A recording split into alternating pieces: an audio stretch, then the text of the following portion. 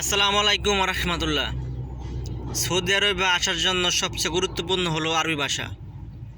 আর আরবি ভাষা শেখার জন্য একজন প্রবাসী ভাইয়ের মুখ থেকে শেখাটা সবচেয়ে বড় উত্তম।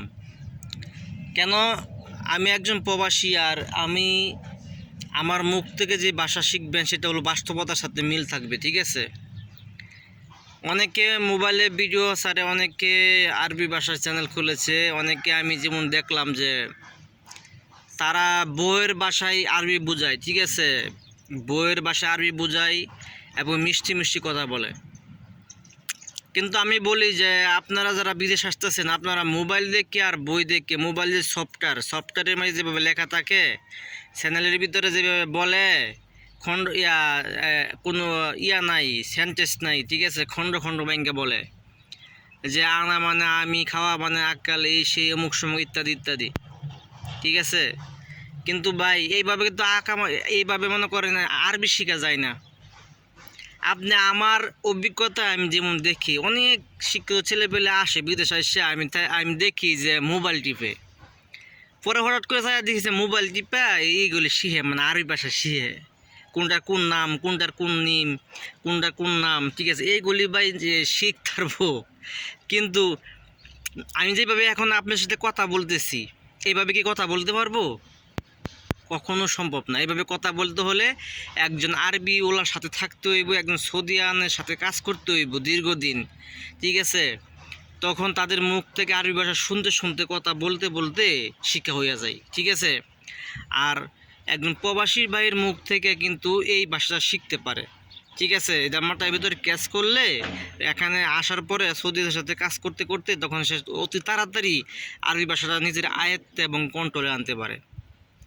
তা আর বক বক না করে এখনই আমরা মূল ভাষায় চলে যাই, আরবি ভাষায়। হ্যাঁ, তবে একটা রিকোয়েস্ট, আমার চ্যানেলটা সাবস্ক্রাইব করবেন, আমি নতুন ইউটিউবার। তো আরবি ভাষাতেই বুঝি বলি যে আপনার নাম ধরেন রাকিব। এখন আমি আপনাকে জিজ্ঞাসা করব, আপনি আমার হঠাৎ করে দেখা হয়েছেন রাস্তার মেঝে, এখন আপনাকে আমি জিজ্ঞাসা করবো, ওই রাকিব কেমন আছস, কি খবর সবর, তোর মা কেমন আছে, তোর আব্বা কেমন আছে? হ্যাঁ, আচ্ছা, এই ভাষাটা কি আরবি? আমি খণ্ড বাংলায় বলতেছি যে আরবি ভাষায় এটা হলো যে রাকিব কেবল হাল, মানে কেমন আসস। কেবল হাল্লা কিন্তু এরা চ্যানেলে লিখে দেয় এই খাতার মতো, যে কেবল হাল কেমন আসস, কিন্তু আমি যেভাবে বলতেছি সেভাবে কিন্তু নাই। যে রাকিব কেবল হাল মানে কেমন আসস, কইস মানে ভালো আসস তো, ঠিক আছে? কেবল হাল কইস। আচ্ছা, কেফ আন্তা মামা, কেফ আন্তা বাবা, অল্লা কইস মানে তোর মা কেমন আছে, তোর বাপ কেমন আছে, কি ভালোই আছে তো? এটা হলো কি আরবি ভাষা, যে কি ভালো আছে তো, বুঝতে পারছেন বিষয়টা? এইভাবে কি ভাই, আমার মনে হয় না যে যারা ইউটিউবার আছে তারা এইভাবে বলে।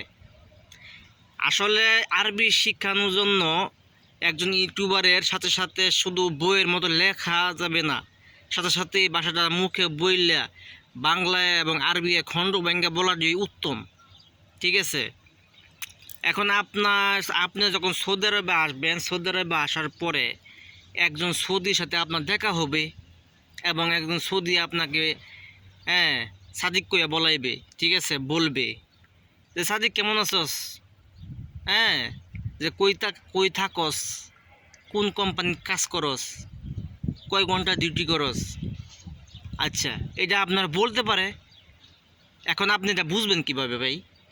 যদি আমার এই চ্যানেলটা দেখেন, ভিডিও দেখেন, তাহলে আপনার এটা শোনার লগে লগে একটা মানে ক্যাচ হয়ে যাবো যে এটা তো আমি শিখছি, আমি যে শুনছি ভাষাটা।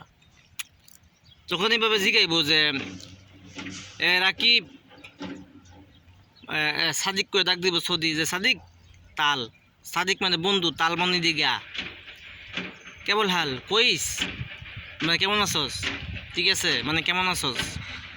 তখন বলবো যে উনি যে ওহেন শগুল আনতা, কই থাকস তুই, কই কাজ করস, ওহেন মিন শেরিকা।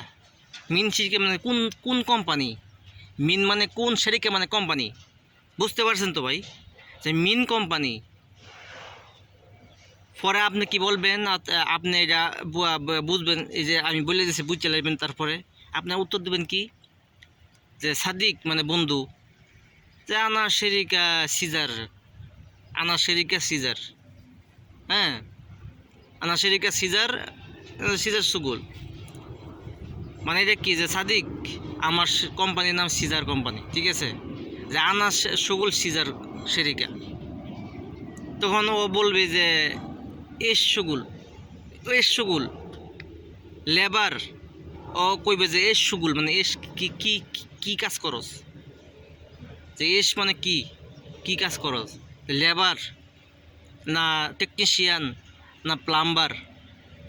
কীভাবে বলবো যে আন্তা অল্লা লেবার অল্লা টেকনিশিয়ান অল্লা প্লাম্বার, অল্লা মানে এই যে তুই কি লেবার না টেকনিশিয়াল না প্লাম্বার, ঠিক আছে, এইভাবে এটা বলবো, ঠিক আছে, এইভাবে কীভাবে বলবো, এটা আরবি ভাষায় যে আন্তা লেবার অল্লা টেকনিশিয়ান অল্লা প্লাম্বার।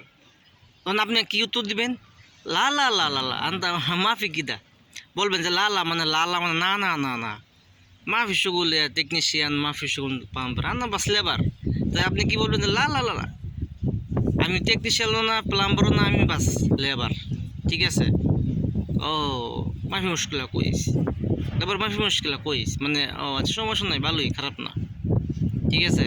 তখন ও জিজ্ঞাসা করবো, এখন মনে করেন আপনি একটা অফিসে কাজে লাগলেন, একটা অফিসে দিল কাজে, এখন একটা সৌদি আপনাকে বললো যে হঠাৎ করে বলতেছে রাকিব তাল,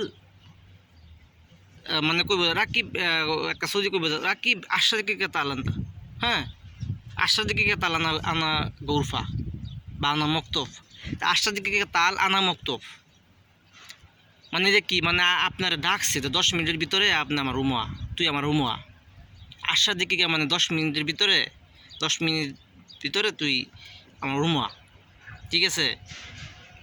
এটা বললো যে আশরা মানে 10, দিকিগা মানে এই 10 মিনিট দেখি গা, মানে 10 মিনিটের ভিতরে তুই আর রুমা আমার অফিস মানে মক্তব, আশরা দিকিগা তাল আনা মক্তব, আশরা মানে 10, দিকিগা মানে আপনার কি এই 10 মিনিট পরে, ঠিক আছে।